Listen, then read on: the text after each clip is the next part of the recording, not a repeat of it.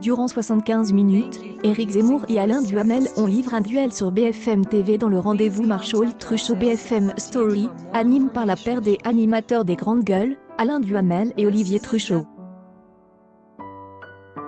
Sans surprise, la chaîne des informations a signé un large succès des audiences en comparaison de la moyenne atteinte dans cette case horaire. Le journaliste politique et le polémiste se connaissent depuis bien longtemps. Ils ont mené de nombreux débats sur RTL, mais aussi sur le petit écran par l'intermédiaire de l'émission hebdomadaire Zemmour. En préambule, les deux hommes ont joué la carte de la politesse avant de s'affronter sur des sujets portant sur les prestations sociales accordées aux étrangers, le pouvoir des achats mais aussi le thème du grand remplacement.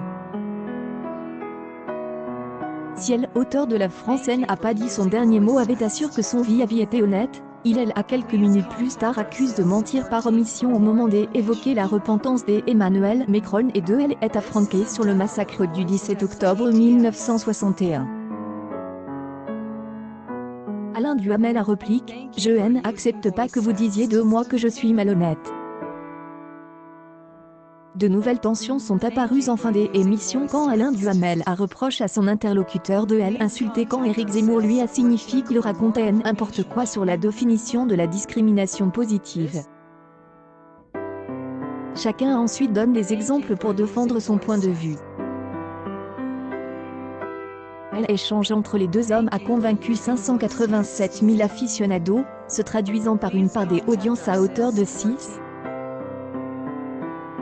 Si Éric Zemmour a eu la délicatesse de ne pas faire d'ombre à Christine Kelly et face à l'info, CNews, le débat est achevé à 19h01, le canal 15 de la TNT est impose parmi les chaînes des informations en surclassant Punchline qui a atteint 2,3 franqués devant la petite lucarne. Cette audience a eu des effets positifs sur le rendez-vous des Yves Cavaille 3D, parvenu à conquérir 438 000 aficionados de 2,5.